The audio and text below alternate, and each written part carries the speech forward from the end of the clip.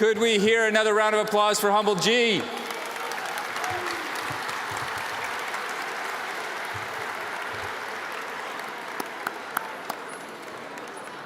Hello, everybody, and welcome to the City Club of Cleveland.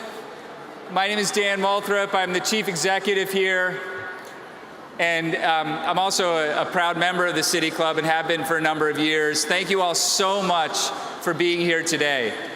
This isn't the official introduction of the program, but just a moment before we start for me to allow all of you to take your seats and to thank all of you. Thank you so much for your flexibility this week. Wednesday was a little bit trying, I think, for all of us, and it's a real pleasure to see all of you here today. I'm deeply grateful for all of you who changed your plans to be able to be here today. I want to also thank all of our partners here at Jacobs Pavilion, at Nautica. Please join me in thanking 42, AEG, our vendors, our security partners, our partners at Upstream Public Media, and of course, our partners at Cuyahoga County. Thank you all so much. This also would not be possible if it were it not for our presenting sponsor today, KeyBank, whose tower looms large behind me. Please join me in thanking KeyBank.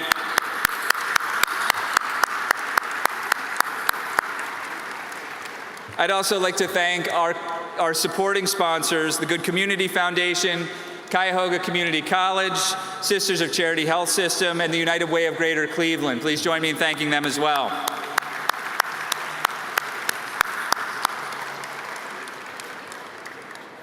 This tradition of the City Club, of convening conversations of consequence that help democracy thrive, is something that our community, that your community, that all of us and the people who came before us have been doing since 1912.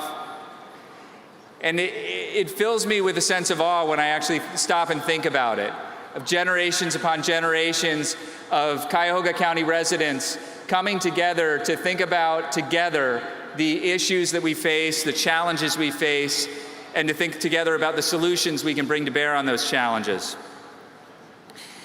We've been doing this since 1912, this tradition of listening, of asking great questions, of caring about the community and finding solutions since then. And in 1916, just 4 years after the City Club began convening conversations, Ralph Hayes, who had my job then, he was the first paid professional of the City Club, had been a volunteer organization prior to that. Ralph Hayes wrote down what the City Club is all about, and we'd like to share those words with you now.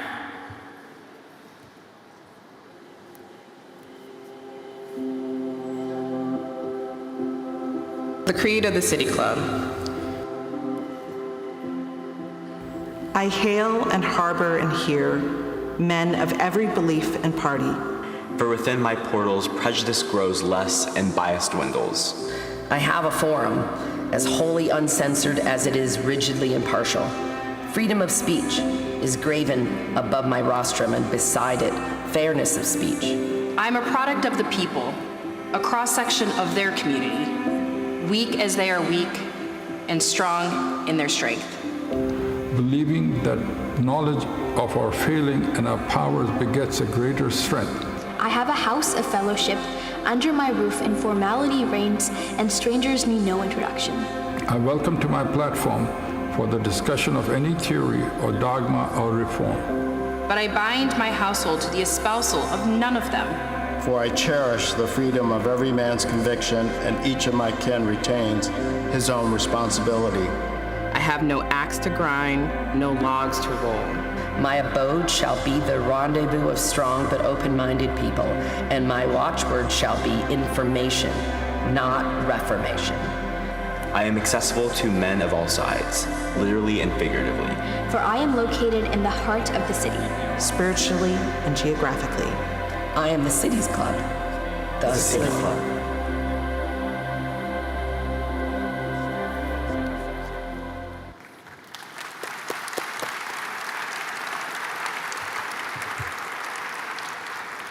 Thank you. Just a little bit of quick housekeeping before we start. If you have a phone, I want to encourage you to make sure that it's on silent. I say this at every event, and invariably somebody assumes that their phone's already silent. So thanks ahead of time for checking that. Keep your phone handy. You're invited to take pictures and share it on social media. Whatever your social media platform is, we would invite you to share what's happening here. You can invite your friends to listen tonight on WKSU at 9 p.m. and also to check out the live stream. Our Q&A today is not the typical City Club Q&A. As we did with the State of the City and with debates, we have invited the community to submit questions ahead of time. And the folks who will be asking questions know who they are, and we'll bring the microphone out, but it's not the usual sort of line up at the microphone kind of moment. So if you do have a question, I'd encourage you to send it directly to Chris Ronayne. His phone number is, no, I'm just kidding. Finally, I need to check with our sign interpreter. Is this working? You can hear me okay? Not really. Okay. If there's anybody who needs sign interpretation services, we're going to put, David, could you raise your hand back there, please? Just raise your hand. No, David. Yeah, so we're going to be right in that box next to where David Rasm is standing. Our sign interpreter will be back there providing sign services. You can come and sit next to him, and he'll do it directly for you. Okay? And now, I'd like to invite Kristen Baird Adams, City Club Board President, to introduce Chris Ronayne, our County Executive. Production and distribution of City Club forums on IdeaStream are made possible by the generous support of PNC and the Raskin Family Fund, with additional funding from Robert Conrad, Cleveland State University, the Chautauqua Institution, the Cleveland Clinic, and the United Black Fund of Greater Cleveland, Incorporated.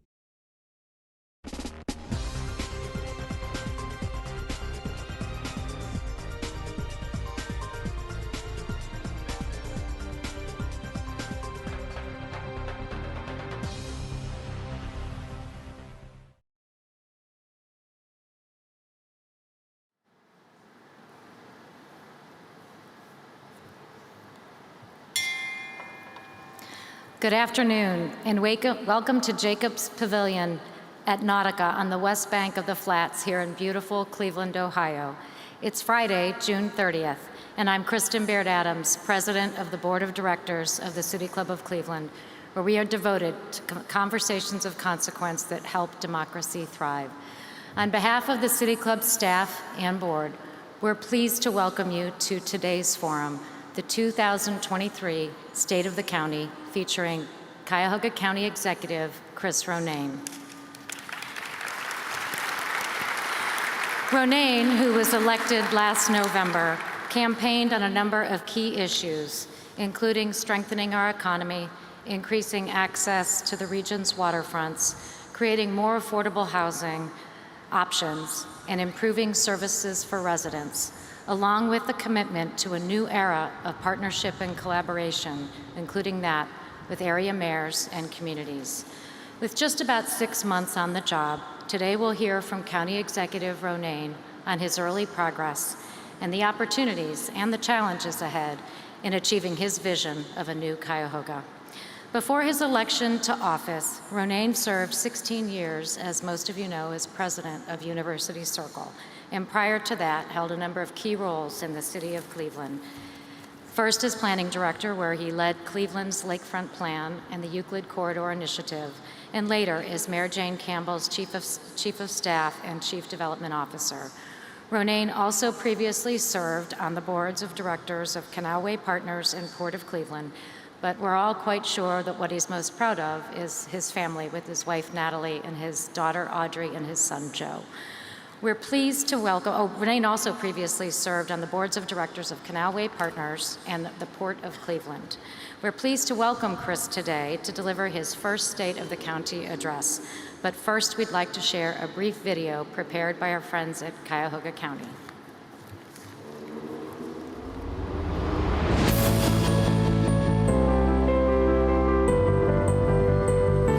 Welcome to Cuyahoga County. We're a place that's rich in history and rich in culture. And what flows through all of us is hard work, tenacity, and resilience. Right here at the freshwater capital, from the river to the county line. We're united in service, shaping the future of our community.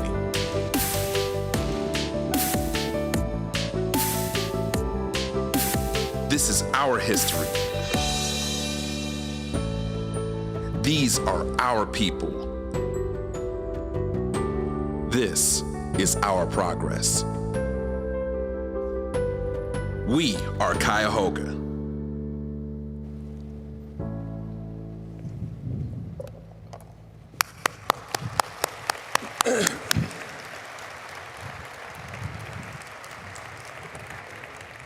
Hello, Cuyahoga County.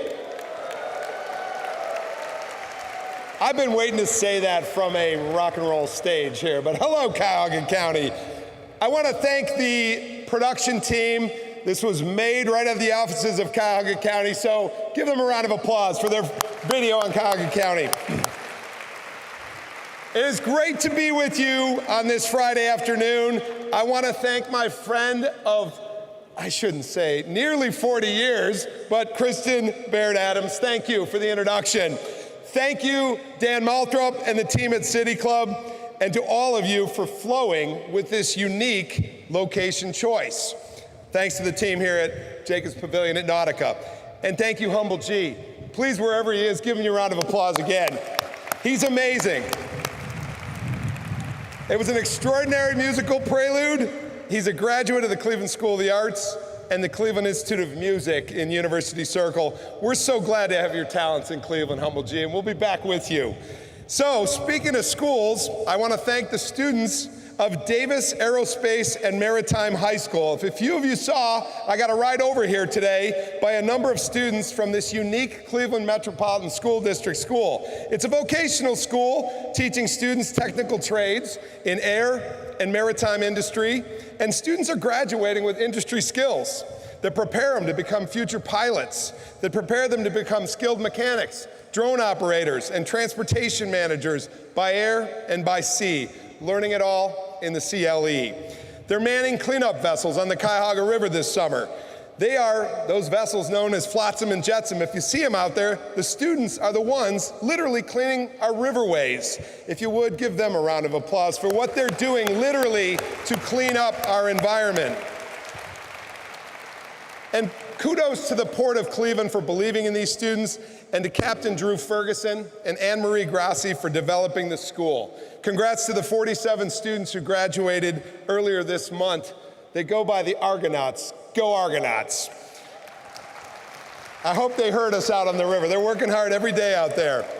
Speaking of maritime assets, congratulations to the Cleveland Fire Department that launched this week the Garrett Morgan on Wednesday. Named the Afterbreeze, after the Celebreeze we all know out there. It was great to see this new fireboat out on the Cuyahoga. And what a tribute to a man that we need to celebrate more in Cleveland history, Garrett Morgan.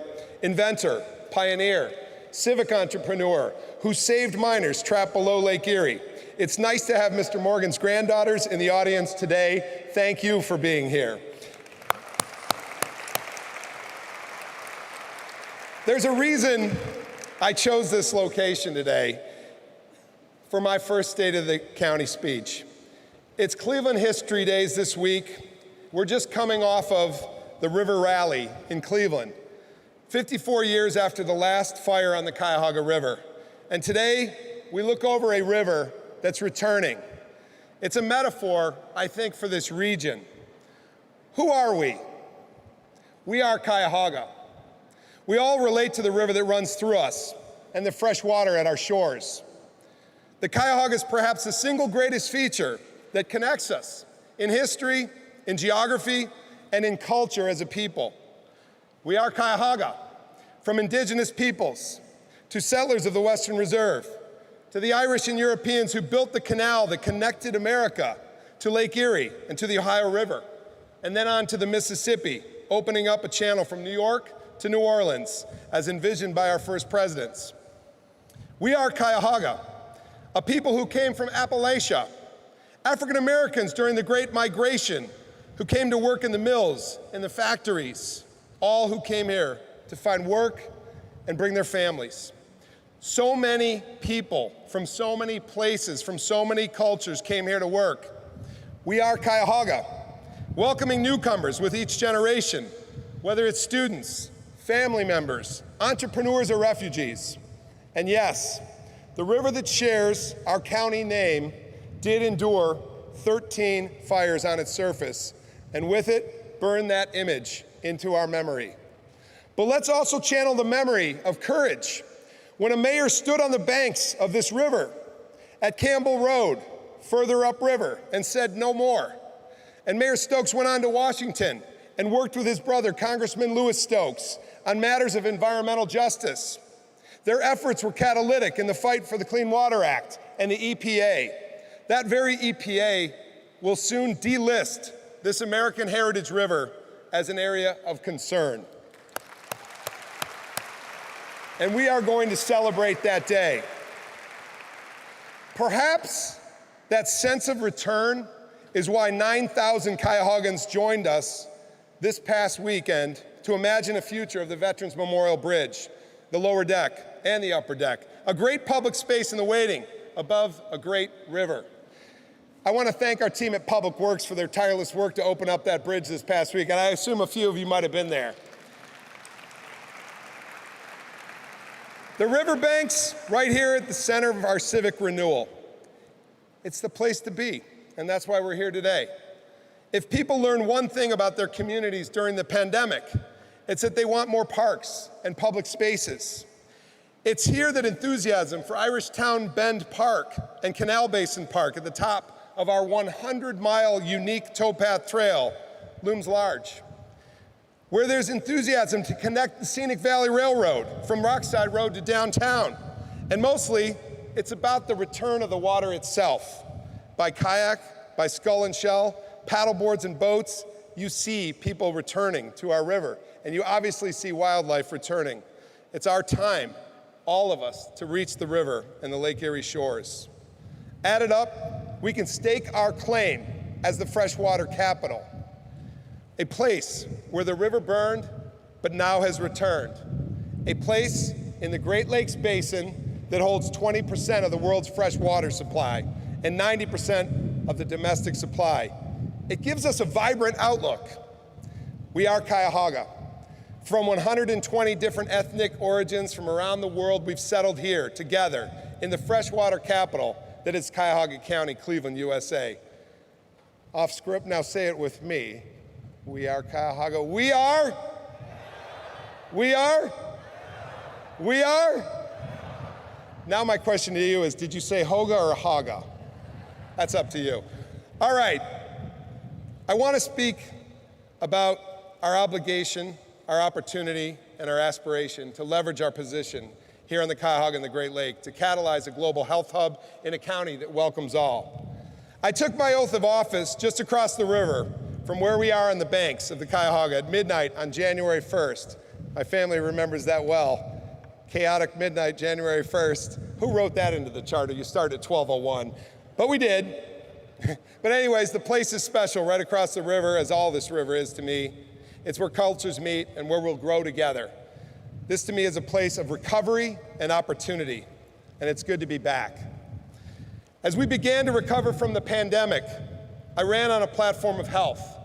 Healthy communities that are safe, fiscally strong, and prepared for growth, not decline. A healthy economy that is diverse and prepares workers for the jobs of today and tomorrow, and can uplift our entire region. And a healthy government that is trusted, transparent, effective, and efficient. It was a message informed by mayors, nonprofit leaders, small business owners and residents, from youth to seniors throughout Cuyahoga County. We heard you. We need to build a healthy Cuyahoga. My transition team was made up of leaders from a cross-section of this community, many of you out here today. Leaders from labor, business, nonprofit, healthcare, social services, and everyone in between. We worked together to identify what could be for county government in the areas of health and human services, workforce development, physical and economic development, safety, justice, functional government, and talent. I quickly learned there's no shortage of talent in Cuyahoga County. I want to thank our county workers who are here today. Like everywhere else, though, we face a shortage of workers in many of our departments. Making a concerted effort to meet all of our team, all 4,200 of them, has been my goal. It's meant taking site visits department by department, floor by floor, building by building, and Zoom by Zoom. What I found are professional, hard-working teams everywhere I visited. As employers go, Team Cuyahoga is the 4th largest employer in Cuyahoga County itself, behind the Cleveland Clinic, university hospitals, and the federal government. Before going further, I want to thank our members of County Council who are here today for being here, as well as mayors and council members from throughout Cuyahoga County. Give them a round of applause for how they work. Thank you, guys.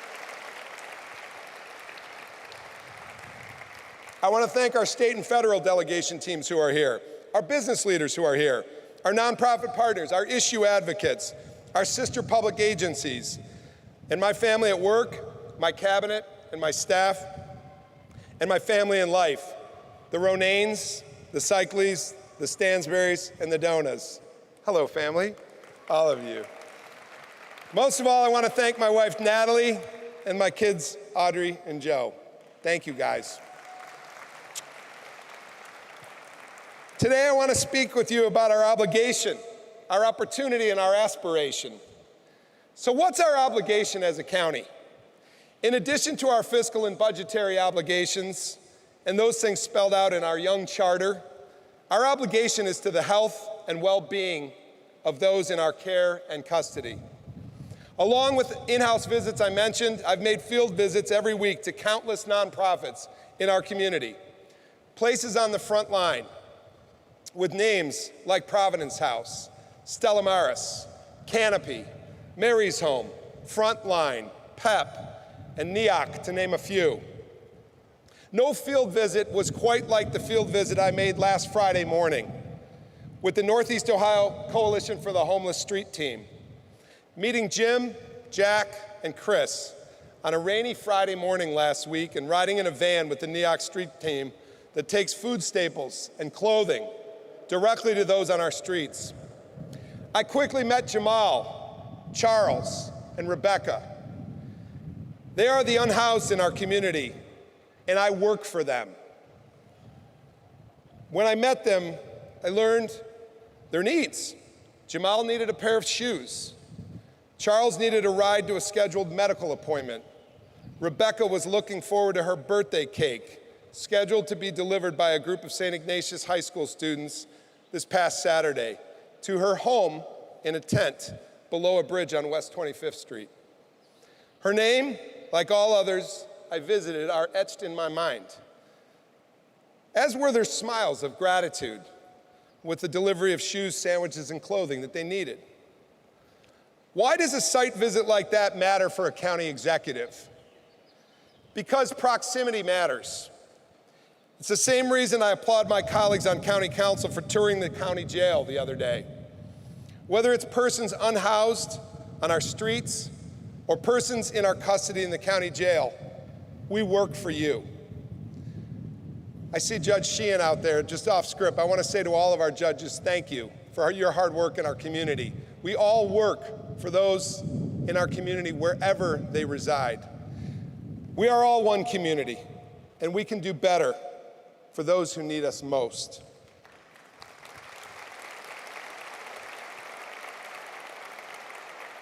Proximate leadership happens every day at Cuyahoga County. I'll never forget one of my first days on the job in January when just after 5 o'clock, we got a call from the Division of Children and Family Services. It was a Friday night after 5, and the call came in about a child who was in our care who the department had sent to an area hospital for treatment. The sounds of Cleveland. The child was sent to the hospital for treatment and evaluation for further care, and the hospital believed the child had been stabilized and the child was returned to our building. Yes, the much discussed Jane Edna Hunter building.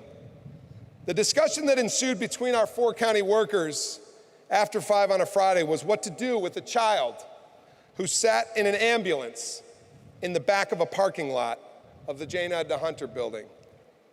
While we believed she should have stayed in the hospital, we didn't have that choice. What would you do?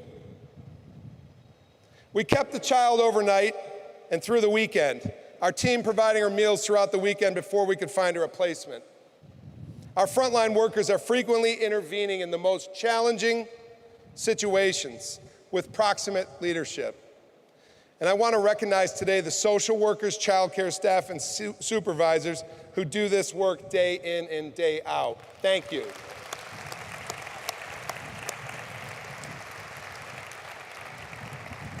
To provide a better option for children, I'm proud to say that earlier this year, in partnership with the Centers and Cleveland Christian Children's Home, we launched the T-Suites residential facility with beds for the most difficult to place children.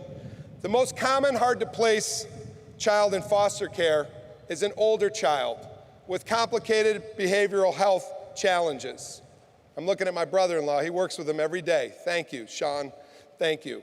We partnered with these nonprofits to open housing for children that are denied other placements. These children, our children, are dealing with trauma that few of us can imagine. These children, our children, are the ones who need us most. As we continue to search for solutions to better protect our children and our staff, my team will soon launch an RFP to create a children's campus to serve children in our community with unmet residential placement needs.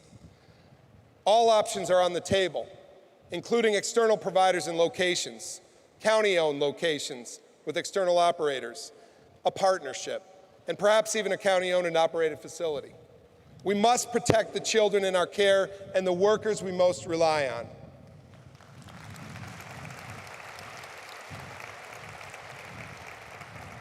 Out in the community, I've continued to find that many of our residents don't know what our county government does. It's okay. It's incumbent upon us to better explain it. And with a budget of $1.5 billion, we provide a safety net for so many in our community, with half of our budget going to Health and Human Services, your tax dollars, and to Justice Affairs. I, along with my colleagues in County Council, continue to explain what we do. It's a relatively young chartered government on behalf of the public. And again, thank you as taxpayers for helping us keep the safety net strong. Our Health and Human Services levy is critical to our ability to continue to meet the most pressing needs in health and human services in our community.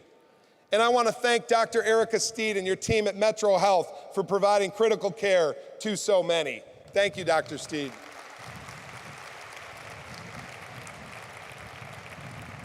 Shifting over to another large expenditure at the county, I want to speak directly to our community about the county jail. I often say I don't wake up every morning wanting to build a jail. I don't. But one day, on day one, really, first week in office, I walked into a decade-long conversation about the Justice Center facility. I also walked that first week floor by floor through the jail on Lakeside in the first days of my administration. During my first visit, Nelson Mandela's quote rang true: "No one truly knows a nation until one has been inside its jails. A nation should not be judged by how it treats its highest ones, but its lowest ones," at the lowest point in their life, right?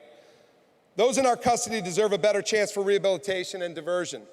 Speaking directly to County Council, thank you for your partnership on this most important community endeavor. We know it's time to move forward.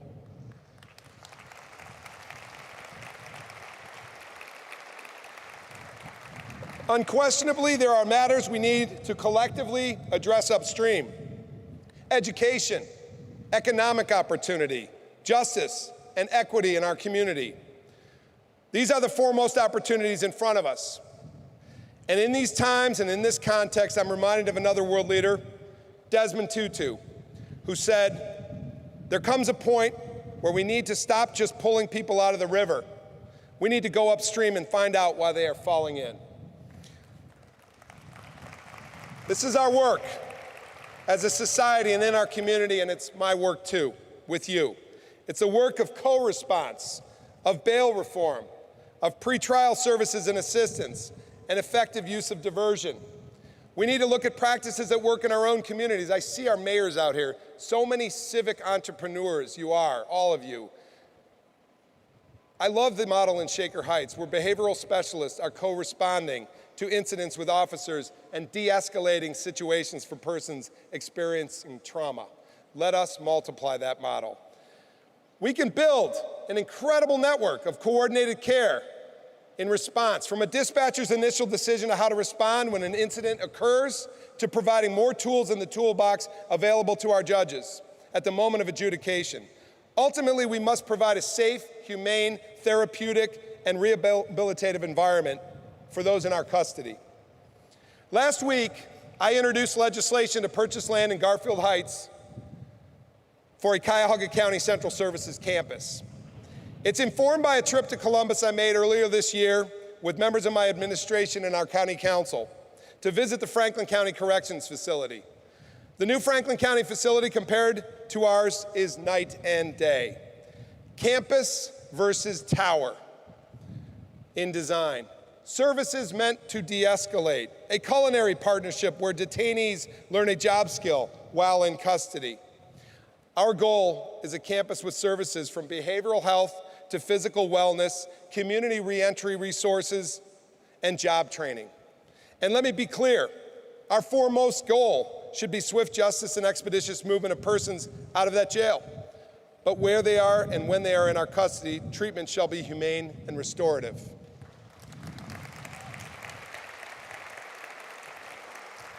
And I want to thank specifically the judges for your partnership and our sheriffs. It's a partnership, but the myriad of nonprofits that are out here doing frontline work every day to help make that upstream work happen, thank you. We will tackle this together. So looking back to the year I've spent listening to citizens' hopes for their communities, I do want to talk about opportunity. I've developed that agenda with our team around health, and with all of you, working with mayors, small businesses, nonprofits, and our healthcare institutions. The Healthy Cuyahoga agenda is an opportunity right in front of us. Last year, people said they wanted housing support. This year, we introduced and passed, in these first few months, the first standalone department in Cuyahoga County for housing. And we promoted Sarah Parks Jackson as the county's first ever cabinet-level director of housing. We're off and running with building the most diverse portfolio of housing in Cuyahoga County. We closed the gap on housing starts for the Hitchcock Center, which will provide housing assistance for moms experiencing addiction.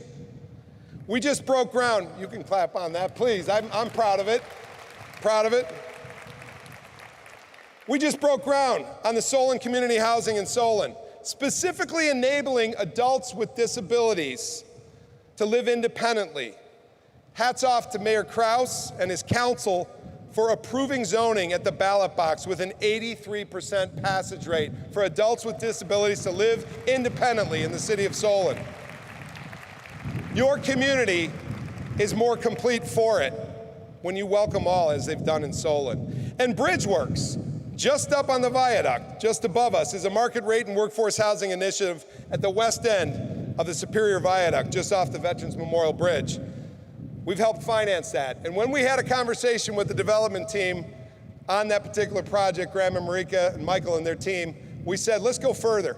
Let's make this a public amenity, and that's what launched the discussion about the Veterans Memorial Bridge public space, right? Something in it for everybody. So, we heard last year about the desire for more transportation support. I hired the first county's first transportation advisor, Annie Pease. Annie's off and running, or cycling, organizing rides with mayors. The mayors in front of me, they've been out on their bikes in their communities this spring and summer, showcasing their communities and the opportunities for complete and green streets.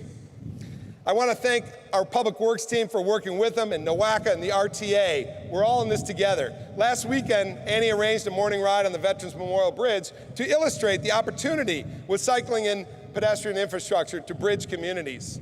I want to thank our friends at the GCRTA who are represented here today. Your advocacy, thank you RTA, wherever you are. Your advocacy paid off last quarter when you announced a $130 million investment in community rail cars in this community. I don't know if she's out there today, but Congresswoman Shontel Brown was a huge help, as was Senator Sherrod Brown. Thank you all for that partnership. And we look forward to working with you to connect the lines in the first and final mile strategies with our transportation team. How do we get to work? To the doctor, to buy groceries and see our friends and families. My stepdad, Leonard Dona, out here today, 82 years old, living independently, sight impaired, but on bike, on foot, on bus, he gets around. Because we are building a community that cares for our seniors and is transportation connected. Working with GCRTI on innovative programs like ConnectWorks, we show how microtransit solutions can connect residents from their homes in places like Maple Heights and Solon. We thank you, Mayors Blackwell and Krause, for leading with civic innovation, and our General Manager, India Birdsong Terry at the RTA, for connecting workers to jobs. Sometimes it's not all on the main line, it's offline, and that's what we're doing. Healthier communities and healthy citizens are opportunities for our county department to support, all of our county departments. So working with mayors to build these complete communities is what we are doing. We can work in every community with you and focus on walkability, on providing housing stock where seniors can get age in place, and zoning codes that accommodate accessory dwelling units on site. Healthy and active living by design are literally the plans of our departments of Senior and Adult Services and our County Planning Commission. With over 30% of our population projected to be over 60 by the year 2030, I'm sold on my friend Albert Ratner's concept for a longevity institute here in CLE. Let's capitalize on our strengths and tackle our social determinants of health head on with partners like Metro Health, University Hospitals, and the Cleveland Clinic. And let's give moms and babies a healthy head start with organizations like Birthing Beautiful Communities. And when our residents falter and need behavioral health services, let us recognize resources at the ready, like St. Vincent Charity Hospital. This entire hub of healthcare providers makes a globally unique healthcare hub that we can leverage for longevity. Healthy communities means economically vibrant communities. Our regional economy is strong and diverse. Over 30,000 small businesses make up the lifeblood of this economy. And for a county of 1.2 million people, we punch above our weight with more than 600,000 jobs here in Cuyahoga County. It means people commute into Cuyahoga County daily to work from other places where they reside. Working with Jobs Ohio, Team NEO, the County Land Bank, and the GCP, we need to be site ready for industrial and commercial expansion. Tapping into the Ohio Futures Fund and leveraging Mayor Bibb and Council President Griffin's commitment to brownfield redevelopment. We will support their efforts to provide sites and scale for economic redevelopment countywide, mayors. I believe in the opportunities in front of us when it comes to workforce. I see so many of you workforce partners out there today. In Destination Cleveland, we see a doubling down in the hospitality industry. It's a growth industry. Why does visitorship matter? Because it grows jobs. Or in the Cleveland building trades, on the construction trades as a growth opportunity. For all job opportunities, we must train to the opportunity through organizations like Cleveland Builds, Tri-C, and the Cleveland-Cuyahoga County Workforce Development Board, as well as our nonprofit partners like Towards Employment, YOU, Jumpstart, and early stage workforce development partners like Seeds of Literacy, the Literacy Cooperative, Cleveland Public Library, and the County Public Library. Walk in our main branch in Parma, and you will see at the County Public Library something that doubles as a workforce training center on the first floor for new citizens, where English is taught as a second language, and retooling programs are offered to incumbent workers and dislocated workers. I also believe in the opportunity to leverage our strength as outlined in the GCP's Cleveland Innovation Project. I appreciate Beju Shaw and his team being here today. Let's build off of our strengths in manufacturing and advanced manufacturing, construction, healthcare, IT, and the waterborne economy. Look at the work of the Cleveland Water Alliance. We have an opportunity to become an incredible catalyst in climate responsible industries, in clean tech, green jobs, energy production, sustainable product development. And finally, I'm committed to a healthy county government. We finally launched a strategic planning RFI to refine the direction of county government. With so many different plans and initiatives, how do we ensure that our department plans are pulled out of their silos so that the Office of Homeless Services is working with the Department of Housing and Economic Development, Transportation, and Simian Reentry? We must work together, and these departments will work together. But county services are vast, and we have to work together if we're ever going to move the needle. We are ready to become a more geographically informed government in the future. Our treasurers and recorders' offices are investing in GIS and are using technology and partnerships for better processes to evaluate delinquent properties, to which there are a lot. Our Jobs and Family Service Division was hit with a double blow earlier this year. The removal of SNAP benefits provided during the pandemic, which took away $23 million per month from our community and added stresses on the system and nonprofit partners like the Cleveland Food Bank or the Hunger Network. This benefits reduction affected 210,000 residents, nearly 1 in 6 of our neighbors. This is the benefits cliff we talk about, and it happened. Then post-pandemic changes to Medicaid will also result in residents being removed from service roles in the first time in 3 years. We have our challenges in front of us. Changes in Washington and Columbus have a huge impact here at home. But we've learned to pivot. We are now able to assist our residents by renewing benefits online or by mail. And we're adding staff, 50 new positions to a team of already 386 assistance workers. We will be placing our job and family service workers in the community, outside of the county offices. It was one of my goals to bring government to the people. And we'll soon be announcing 3 pilot locations for county services in your community.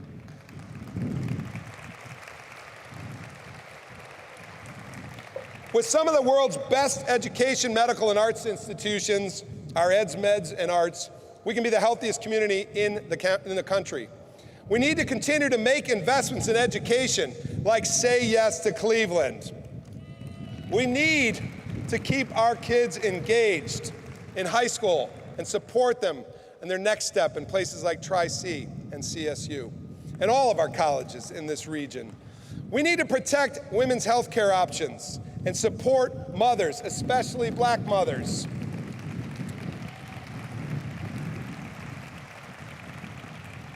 Who continue to face health inequity and infant mortality rates that are just not acceptable. We need healthy communities with access to fresh foods, parks, green spaces, and social outlets. It's what keeps people living. And we need people to support the arts as a part of our growth economy in Northeast Ohio. It's fully within our reach because of the foundation we stand on. Look at the partnerships out here today. I want to pay particular thanks to the community, corporate, and family foundations who are here in Cleveland. Sometimes we don't know what's in our own backyard until we go somewhere else. We are endowed with some of the most generous family donors across the land, and we proudly host a high per capita rate of giving. That's you. Philanthropy is in your civic DNA. Our real gross domestic product is at the top 1% in the United States. 35th out of 3,100 counties is Cuyahoga County. But with that economic success remains significant economic disparity. We must grow the economic pie and support our diverse job base with more workers ready with the tools for today's and tomorrow's jobs. We have an extraordinary network of post-secondary education institutions here. Our colleges and university network are among the most robust in the nation. As Richard Shatton said to me a long time ago before I started at City Hall when I got a coffee with Richard, he said, we are one big college town if we start thinking of ourselves as such. Our colleges and university network, it is among the most robust. So let's leverage it, this extraordinary knowledge, and retain exemplary talent. Every community has an opportunity in front of them, whether it's to leverage their unique assets like a lakefront in Euclid or Bay Village, or locational advantages in places like Garfield or Oakwood Village. And every citizen within those communities has opportunities if we focus on access. It's our time, Cuyahoga County. We've built the foundation. With aspiration and intentionality, I believe we will be a healthy Cuyahoga, a region that welcomes the world to the freshwater capital. We stand on the shoulders of those who've helped get us here. People like Jane Edna Hunter, the social worker who started the Working Girls Association over 100 years ago, dedicated to the efforts to employ black women. And Bob Madison, a man who will turn 100 next month, one of my mentors. Bob, thank you.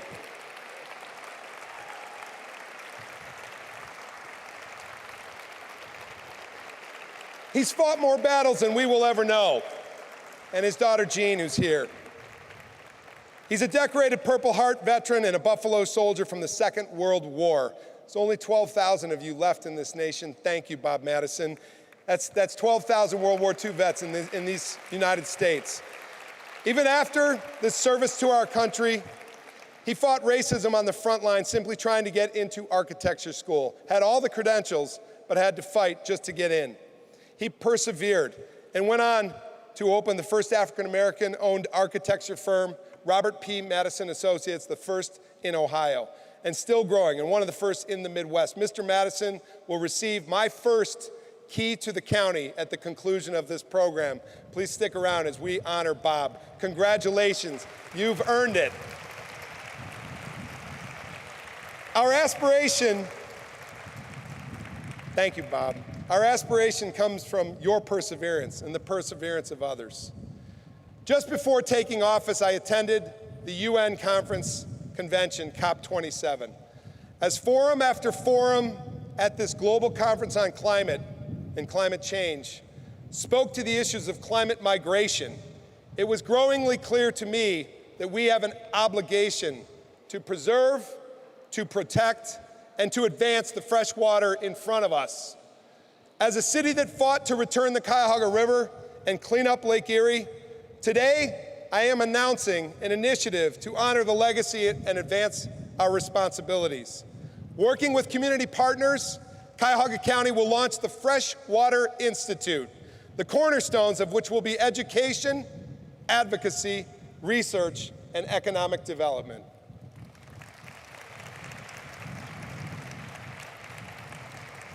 It was an educational journey just coming over here with the students of Davis A&M, because literally every day they're cleaning up the Cuyahoga River in our watershed. They get it. We must educate all of our children about the value of fresh water, and adults, but our children are stewards of the future. We all have the obligation to protect it, but our obligation is to educate. We must advocate also to keep point source pollutants out of our lakes and tributaries.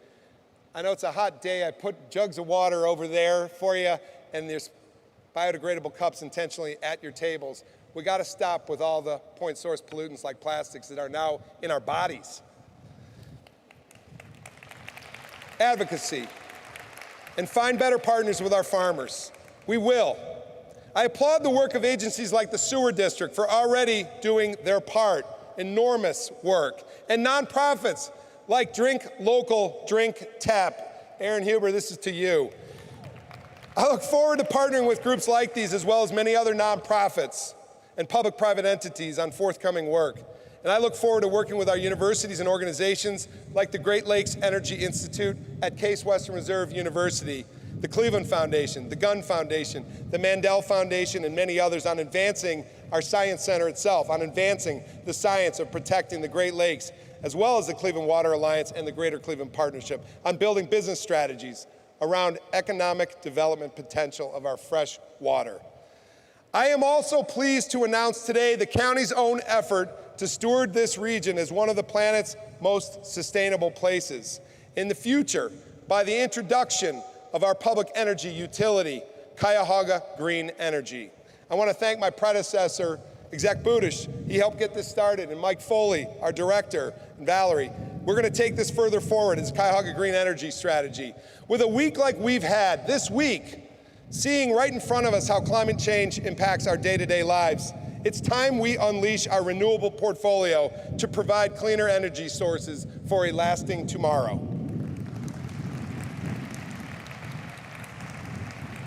Welcoming newcomers was part of our past and needs to be part of our future. Over the last year, more than 5,000 Ukrainian refugees arrived in Northeast Ohio. I want to give special recognition. I saw some members of council and the mayor. I want to give recognition to the city of Parma. Mayor Tim DeGeeter and his council have been intentional in their efforts to welcome communities from throughout the world, and particularly from the Ukraine. Our entire community of Cuyahoga can take a note and deploy similar intentionality to welcome those from around the world. It's been a pleasure and continues to be to work with Global Cleveland, the Cleveland Council on World Affairs, Refugee Response, Councilwoman Jasmine Santana and the Cleveland City Council, Cleveland Cultural Gardens and the GCP in this effort, along with our county council. All in, that's to you GCP, but it applies to this effort to bring people from all over the world here. It's how we'll grow. To work together to leverage our network for a healthy Cuyahoga, to catalyze the freshwater capital, and to welcome persons from all over the world. I believe we can become a county of 1.3 million people in the not too distant future, which would be to grow again and to signify a healthy return like the river that runs through us. We are Cuyahoga. Thank you.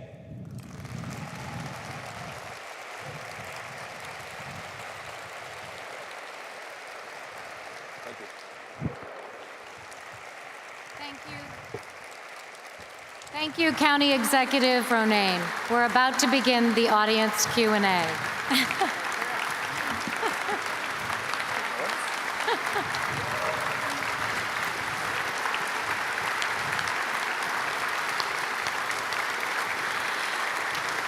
Thank you, County Executive Ronayne. We're about to begin the audience Q&A. I'm Kristen Baird-Adams, President of the City Club Board of Directors. As discussed before the program, the City Club invited citizens of Cuyahoga County and those who serve the citizens of Cuyahoga County to submit questions ahead of time. Questions were selected by the City Club staff with the intention of capturing a cross-section of our county in the interests of our residents and stakeholders.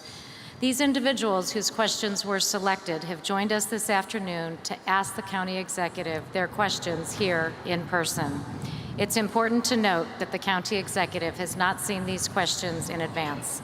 Let's go to our first question.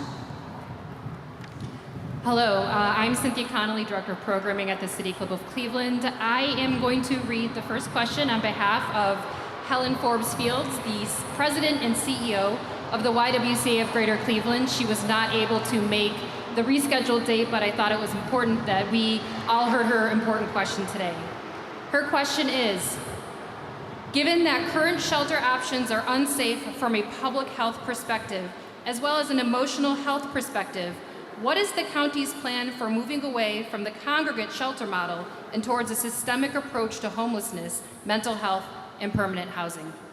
Thank you, Helen, Director of YWCA, our CEO. So I want to first say that I mentioned proximate leadership. It matters. You've got to get close to the situation that confronts you. So I appreciate the YWCA and the partners at Norma Hare, which is a women's shelter just on the north end of the Cleveland State campus and Payne Avenue. I want to say to you, thank you for having me in. Thank you for having me in. Twice I visited, and I want to say thank you to the shelter staff. They're doing yeoman's work, but the direction of the question is exactly right. We have got to create places, and what I observed in that visit, both times, was women that were in overcrowded situations, quite literally on top of each other. And that's true of other shelters in our community. So the first and foremost priority there, in the very first triage of need, is actually spread it out. So there is work going on right now to consider ways in which we create basically a broader footprint. But we've also gone out to see other partners, other nonprofits in this community that could repurpose space to create more of a campus setting. Because of certain real estate issues, I don't want to get too far afield into that, but I want to say to you, we've been out looking at how we could create healing campuses, whether it's for our kids or whether it's for our unhoused. We have got to stop stacking people in small places thinking that somehow they're going to get well. They need more just simply breathing space. But beyond that, we have got to infuse these spaces with sources of support and resources. So we have got to continue to support nonprofits who can create all kinds of opportunities. Health and wellness opportunities, job development opportunities, literacy development opportunities, expungement services, and we have to start treating, when we talk about cases, we got to start talking about people, as if they are our own sister or brother. That's what I'm committed to. Hello, my name is Bobby Saltzman, and I'm a resident of Cleveland's Ohio City neighborhood, and I'm here on behalf of the Legal Aid Society of Cleveland and our client community. Last weekend, the Plain Dealer ran a story titled, "Despite changes, nearly half of calls to Cuyahoga County about SNAP and Medicaid still go unanswered." As you know, SNAP brings in important federal dollars to our county and provides stability for our families. What are the county administration's plans to increase the answer rate and remove unnecessary barriers to SNAP food assistance? Yeah, thank you for your question. It's our Supplemental Nutrition Assistance Program, and as I mentioned, the first problem we have is that the benefits cliff has occurred, and we've got the problem of everything's been turned off for our residents. Imagine being a parent with kids in tow and going to a grocery store with a benefits card that you think is going to buy this week's groceries, and you're turned away. Imagine being that grocery store clerk. Imagine the trauma. That's what's been happening to people. But I'll tell you, what we need to do in that regard is actually, one, what I mentioned in the earlier remarks, we need to gear up and staff up. Personnel is policy. And if you judge me by the policies of how I'm going to address this, judge me by the decision that we have just upped our staff support by 50 people. We're hiring, as I said, 50 people to the roles to help with the problem of calls that go unreturned. It is problematic. The other thing I mentioned is working on a process improvement plan for Cuyahoga County where our departments are rapidly responding. That's something that we're going to tackle, and there's a perfect case example with the SNAP benefits program. Finally, I guess what I would say is it's within all of us to help a person get a leg up, to give a person an employment chance, maybe a hard-to-reach employee, maybe a training opportunity for somebody. We've got to be all in this together. When I mentioned that we're in the upper 1% of GDP throughout the nation, when you judge us by 3,100 other counties, in the upper 1%, which means that we have an incredible economic engine here. What it has to do is reach more. And the population of persons we're talking about in terms of the actual numbers, it's a manageable initiative that we can help a few thousand people in our midst with job opportunities, with daycare opportunities, with transportation barriers and getting through those barriers and help people reconnect to a job in their life. Hi, my name is Elaine Tsao, and I have the honor and joy of leading an amazing organization known as Asian Services in Action, better known as Asia. And the Asian American Pacific Islander community, or AAPI community, is the fastest growing population in the state of Ohio. If we want to maintain the population of Ohio, there needs to be a sense of belonging, which includes cultural identity and welcome. How will Cuyahoga County invest in the AAPI community to ensure that this community feels welcome, stays here, and thrives here?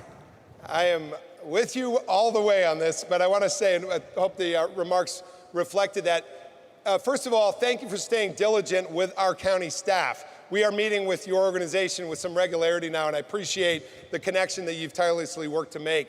Everybody should do that. Representing the 140 different ethnic communities. If there's a community where there are people within the community who maybe just arrived, or if there's language barriers or other, we should be working with you. But to honor the commitment that I just stated, we will be developing an Office of International Affairs. It's a two-pronged approach.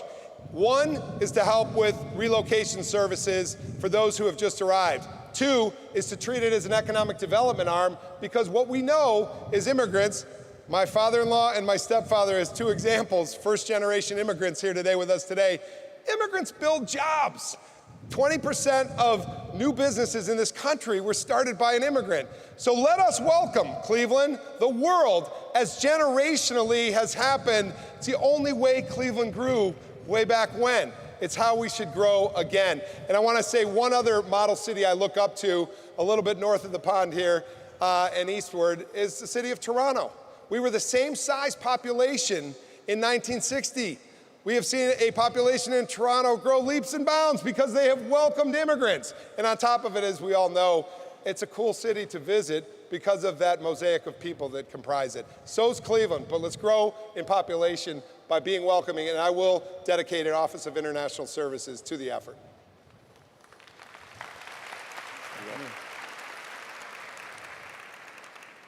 Good afternoon, County Executive Ronayne. My name is Will Tarter. I'm a fellow at the Center for Community Solutions. Last year, I facilitated a forum at the City Club which discussed if the current county government structure was working as it was originally envisioned. Following that discussion, I spoke to some county residents who remember the former structure and believe that it was more efficient, while I spoke to others who only know the current county executive and county council structure of government and prefer to strengthen the charter as it is. On the campaign trail, you mentioned that you would, quote, revisit the county charter voters approved in 2009 and create performance benchmarks for ongoing review, close quote. My question is, what assurances can you provide to those who are still skeptical of the new structure of government that the current setup is still the way to go? And can you provide some insight to what revisiting the charter truly looks like? Thank you, Will, for the question, and thank you, whether you did or didn't as a Cuyahoga voter, vote in county reform. Thank you for giving us a chance to do something different. I was on the original charter committee and feel that there were some things that we probably left on the table that we should have addressed differently. But for the most part, we have a working government that's working with you. I'm looking straight out to Council President Jones and the members of County Council. Thank you, Councilwoman Turner. I see Councilwoman Conwell. Thank you, Councilman Kelly, and others that are here today. It's only going to work if we work together. And that's just the direct commentary. And I will say my experience coming into this new county government is council administration, at least under my administration, has a good working relationship with you.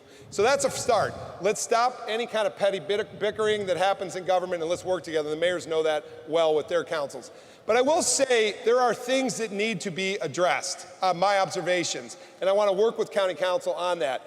We have way too long a lag in hiring. Whatever it is, it takes way too long to get somebody hired. A person should get an interview, pass a background check, and be ready to go in 2 weeks. But it's taking months to get people hired. And unfortunately, my county staff is clapping to that. Yes, our cabinet is slapping. Yeah, because we are losing opportunities left and right to serve. So let us work, county council and the administration, on expediting the hiring process.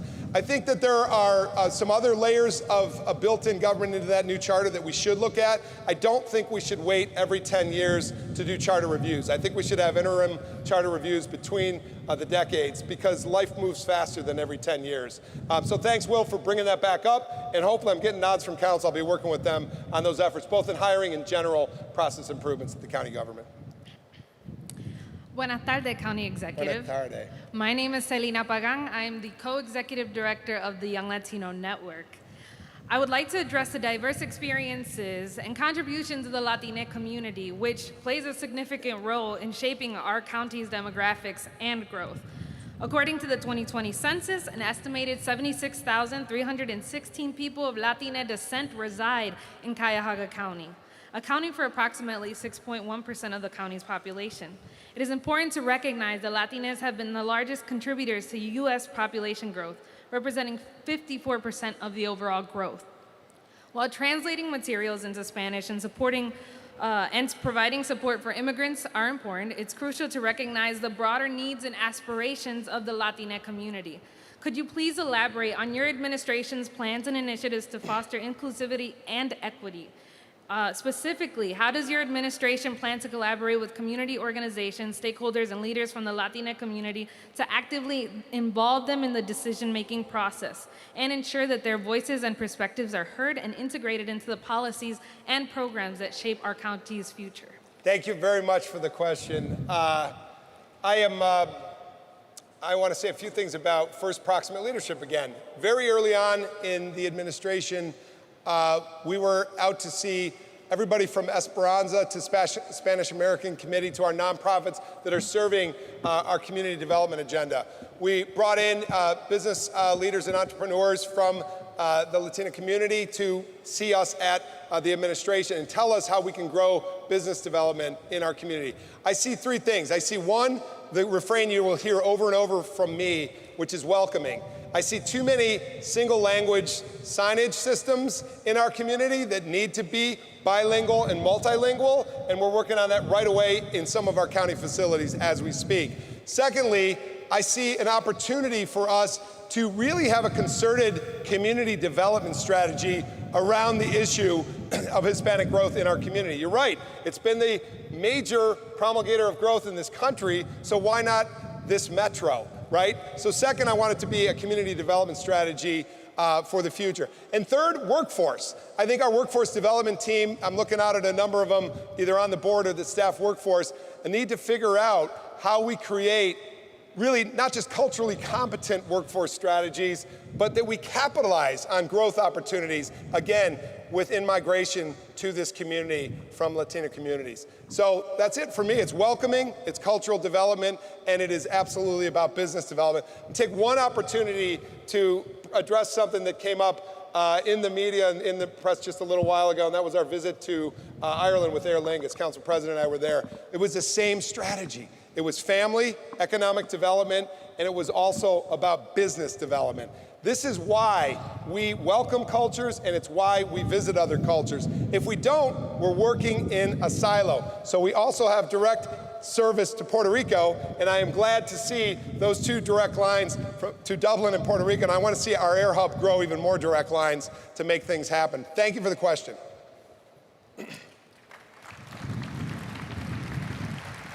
Hello, County. Hello, Mayor. Mayor Kim Thomas from Richmond Heights, Ohio. Most of our municipalities are faced with old infrastructure. So what are the plans for the county to provide municipalities with funding to upgrade our infrastructure? And I am speaking for most of my fellow mayors who are having the same challenges. Yes, infrastructure. Thank you, Mayor Thomas, for your tireless work in Richmond Heights. We are absolutely challenged with aged infrastructure in this community. Let me start with the positive of water infrastructure. We need to capitalize, I'm going to say this over and over again as we build out the Freshwater Institute, on infrastructure that we have that others have not had to enjoy. The Great Lakes Basin right in front of us. And what I mean by that, additionally to the great source of fresh water, is the logistical opportunities to build out our port infrastructure, to reach shores across the Atlantic and Pacific right out of Cleveland. Now seeing visitor infrastructure multiply here with those that are actually touring the Great Lakes. It's good to see those persons arrive to town and spend their money here in our town. But that Great Lakes is an infrastructure we need to capitalize our position on. But you're talking, I think, more traditionally about our roads, our bridges, our sewers, and we are absolutely right. It is challenging in this county because we are built out. But I will say, working across the community boundaries, working with the many mayors that are with you at your table today, working with Cleveland and Cleveland City Council, looking at coordinated strategies to brownfields redevelopment, coordinated strategies to new housing starts, working with you guys on the multi-million-dollar new housing fund you guys have built, and then ultimately making sure that we're making sound investments community by community. You know, a city like Cleveland proper itself has 10,000 streets to maintain. What I will always say is I look at that glass as half full as a place that we also have room to grow again, where we could triple our population to where it was back in 1950. So the issue of resources is always about strategy, being prioritizing with those resources and making sure that we're making sound investments on behalf of the public. But I do believe that in every community, we can help you maintain your public infrastructure. And I do want to also say thank you for your advocacy on creating more walking communities. We need to double down on the issues of investments, especially as we age in place, more sidewalks, more bike-friendly communities, and really flexing out those complete community streets. Hello, I'm Rebecca Dorman. I'm a resident of Beechwood and a former county employee. We have an incredible, highly respected STEM resource in the NASA Glenn Research Center, but it's a well-kept secret. When visitors come to Cleveland, at least the people who have visited me, they are very surprised to learn about the center's existence. Locally, there's so much more that could be done to capitalize on the fact that we have a NASA Research Center. Do you have any ideas or plans for county government to work with Glenn leadership in new ways to promote STEM careers and business development locally? Absolutely. Thanks, Rebecca. And thanks for your service to Cuyahoga County. I'm going to look this way because I've been looking over that way a little bit, but I wanted to say hello, folks. On the issue of NASA, first of all, we have a wonderful new head of NASA here regionally, and Jimmy and his team are doing a great job, but they are on a cutting edge of so many things. Let me first say, as it relates to NASA, it's all about the few kids that are here today, it's all about their futures. We see on those t-shirts, their NASA shirts, NASA is cool, right? They want to learn more and grow more with the NASA base that we have. So let me just tell you about a visit I recently made into NASA. It was things you probably read about, or maybe you've made that visit, but it was all about NASA's effort in the Earth to Moon to Mars initiative, which we are leading. We are a leading part of that ultimate visit to Mars. But you look at the supply chain of companies that are in the vehicle production of literally vehicles that are traveling space and are actually traversing on planets or on the moon itself. We are seeing Goodyear. We're seeing the specialized tire production that Goodyear itself is doing. We are seeing Lubrizol in that supply chain. We are seeing Parker Hannifin in that supply chain. You know, hydraulics, the actual, everything that makes up traveling instruments in space is actually right here. So it's all about developing the supply chain with NASA. Obviously working with partners like our universities, Case Western's incredible programs and their engineering programs. We want to create future NASA workers out of NASA Glenn. But the next thing I want to say to you is there's an English investor that's actually looking at putting a campus right here around the NASA campus that will help with acclimation strategies for space travelers. Right here, out of the communities around Brook Park, Fairview Park, and the city of Cleveland, he's actually going to lay down a campus that prepares us for future space travel. That's forward-looking economic investment. So my two answers, again, are about supply chain, STEM, resource development, and education. I guess the third is welcoming entrepreneurs from all over the world to capitalize also on NASA right here in Cleveland.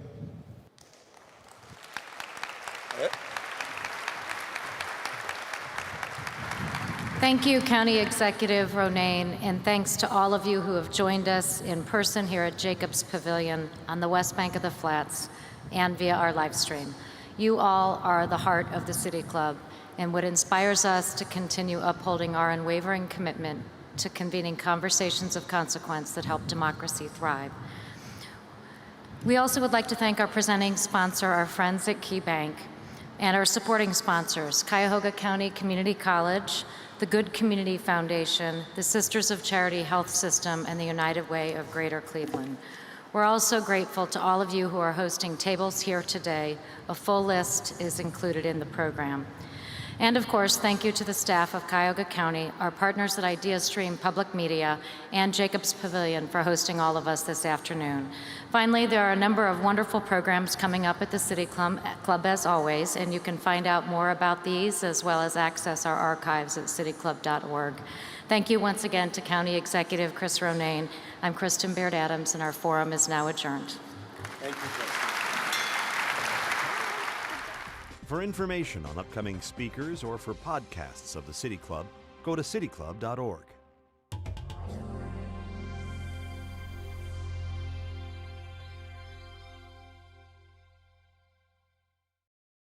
Production and distribution of City Club forums on IdeaStream Public Media are made possible by PNC and the United Black Fund of Greater Cleveland, Incorporated. Down and present him with the key to the county. But I think while I have your attention here, Bob, I'm just going to say one more time, he fought for us throughout and continues to fight for us throughout his life.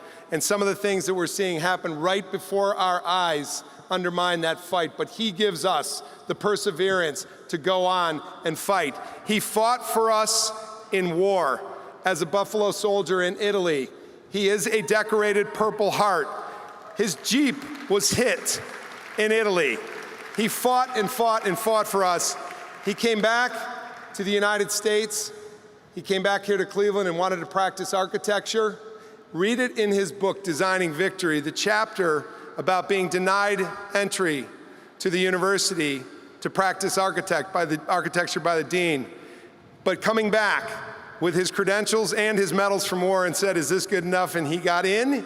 He became an architecture graduate. But I'm going to keep going, Bob. His fights. He went on to the graduation party with his peers. And there's a certain club in town who wasn't ready for Bob Madison until every student in that graduating class said, "We don't come in unless Bob comes with us." That's Bob Madison. He went on to build an architecture firm that is 60 years old in this community and the oldest African-American firm in the state of Ohio. He studied with the greats in Europe. He is a great in Cleveland. His mark is everywhere, from the Louis Stokes Wing Library to the stadium just around the corner to East 105th, where he built medical offices for doctors, African-American doctors who couldn't practice elsewhere.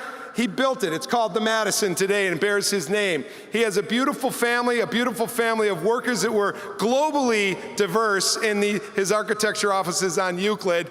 He continues to give, he continues to teach, he continues to be my mentor. He turns 100 years young next month, and he gets the first key to the county. We'll give it down here. Bob Madison, here's to you.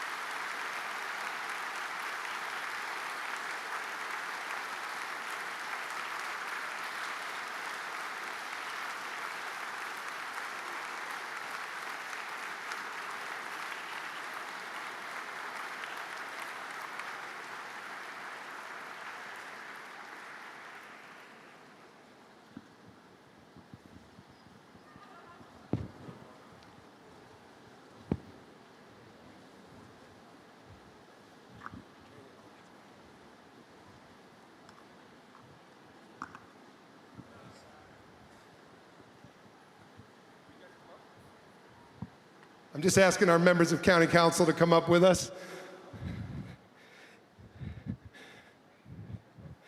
Thank you, members of County Council. Well, I think I've said a few things, so I just want to say we're proud that you're here today. Friends of Bob Madison, I see so many familiar faces. Family of Bob Madison. And Bob Madison, here's to you.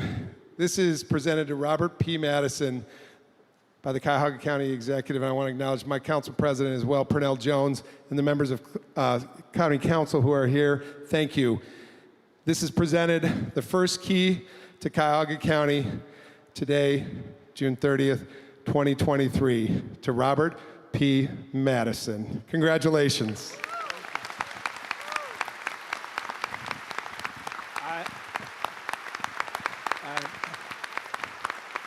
Thank you. Oh, thank you, everybody. I'm really overwhelmed. I'm very grateful to my good friend, and I'm grateful to all that you've done. Thank you so much. I'm appreciative of this, and thank you. Take care. All right, Bob. Bye.